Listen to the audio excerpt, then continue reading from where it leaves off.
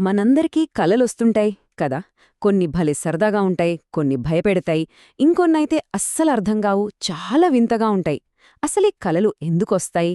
వీటి వెనక ఏదైనా సైన్స్ ఉందా? రండి, ఈరోజు మనం ఈ కలల ప్రపంచంలోకి వెళ్ళి అందులోని రహస్యాలేంతో తెలుసుకుందాం. చాలామందికి ఇలాంటి కలలు వచ్చుంటాయి కదూ. గాల్లో అలా తేలిపోతున్నట్టు, ఫ్రీగా ఎగురుతున్నట్టు, లేదా ఉన్నట్టుండి ఏదో పెద్ద బిల్డింగ్ మీద నుంచో, కొండ మీద నుంచో కింద పడిపోతున్నట్టు. ఈ ఫీలింగ్ చాలా కామన్. మనలో చాలామందికి ఏదో ఒక టైంలో ఇలాంటి కల వచ్చుంటుంది. మరి ఆ కలలో జరిగేదంతా అచ్చం నిజంలా ఎందుకనిపిస్తుందో తెలుసా? దాని వెనుక ఓ సైంటిఫిక్ కారణముందనమాట. మనం నిద్రలో ఉన్నప్పుడు మన బ్రెయిన్లోని లాజిక్ సెంటర్, అంటే ఏది నిజం, ఏది అబద్ధం అని చెప్పే భాగం కాస్త రెస్ట్ తీసుకుంటుంది. అందుకే కలలో అసాధ్యమైనవి కూడా సాధ్యమే అనిపిస్తాయి. సరే, ఇప్పుడు అసలు విషయంలోకి వెళ్దాం. మనం నిద్రపోతున్నప్పుడు, ముఖ్యంగా కలలు కంటున్నప్పుడు మన మెదడు లోపల అసలు ఏం జరుగుతోందో ఓ లుక్కేద్దాం. మన నిద్రంతా ఒకేలా ఉండదు. అందులో కొన్ని స్టేజెస్ ఉంటాయన్నమాట. ముందు మెల్లగా లైట్ స్లీప్లోకి వెళ్తాం. ఆ తర్వాత డీప్ స్లీప్, అంటే గాఢ నిద్రలోకి వెళ్తాం. ఇక ఫైనల్గా వచ్చేదే ఆర్ఈఎం స్లీప్, అంటే ర్యాపిడ్ ఐ మూవ్మెంట్ స్టేజ్. మనకొచ్చే ఇంట్రెస్టింగ్ కలలన్నీ దాదాపుగా ఈ స్టేజ్లోనే వస్తాయి. ఈ రియం స్లీప్లోనే అసలు మ్యాజిక్ అంతా జరిగేది. మన బ్రెయిన్ చాలా యాక్టివ్గా ఉంటుంది, అచ్చం మనం మెరకువగా ఉన్నప్పుడున్నట్లే.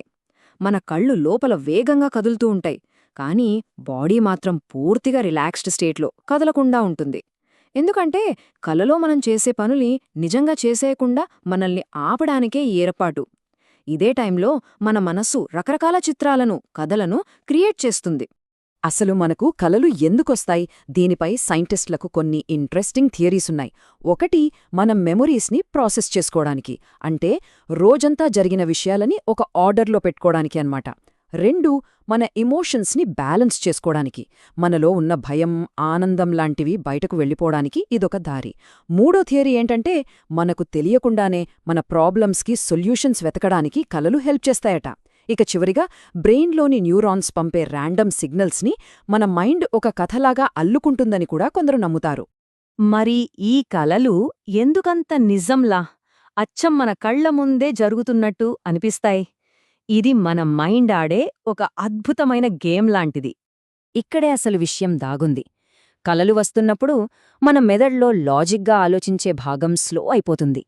కానీ ఇమాజినేషన్, ఎమోషన్స్కి సంబంధించిన భాగాలు మాత్రం ఫుల్ యాక్టివ్గా ఉంటాయి. అందుకే రియల్ లైఫ్లో ఉన్న రూల్స్ ఏవి కలలో వర్తించవు.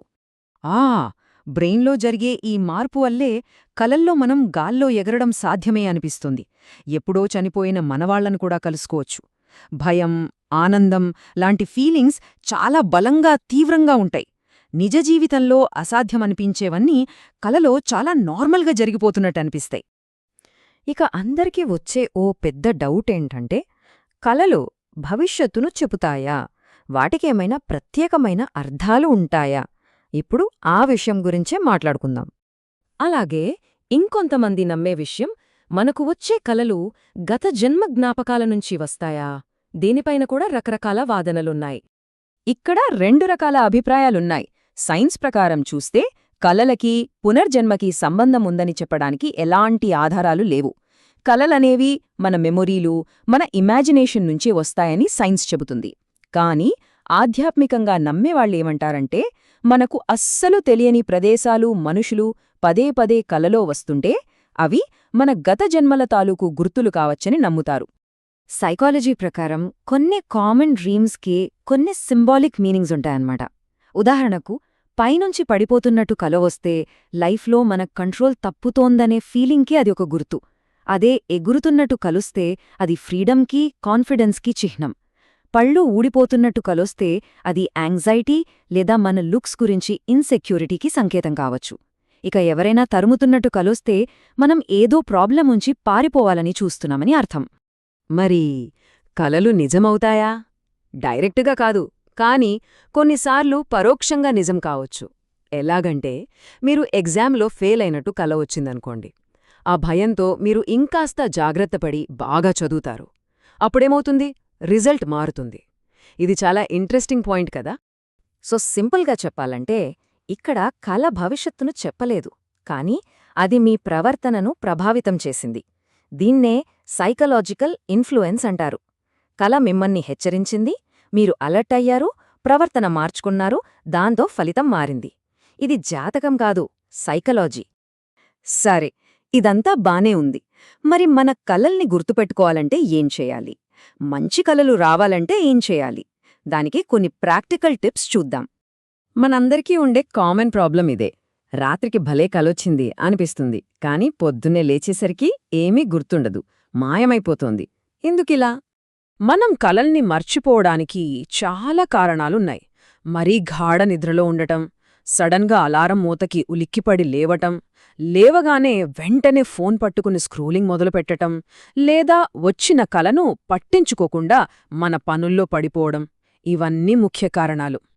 కానీ కంగారు పడకండి, మన కలల్ని గుర్తుపెట్టుకోవడానికి కొన్ని సింపుల్ టిప్స్ ఉన్నాయి. పడుకునే ముందు ఈరోజు వచ్చే కలను గుర్తుపెట్టుకోవాలి అని గట్టిగా అనుకోండి. నిద్రకు ఓ గంట ముందు ఫోన్లు, టీవీలు పక్కన పెట్టేయండి.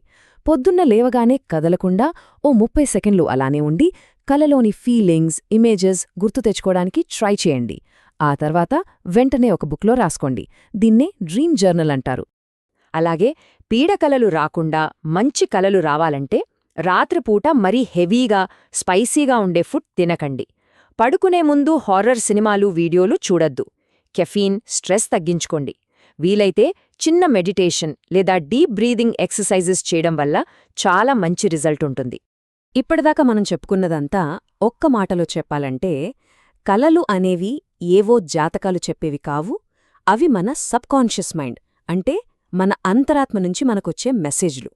అవి మనకేం చూపిస్తాయంటే, మన నిజమైన కోరికలేంటో, మన లోపల దాక్కున్న భయాలేంటో, అసలు మన మైండ్ ఏ విషయాల గురించి ఎక్కువగా ప్రాసెస్ చేస్తుందో మనకు తెలియచేస్తాయి.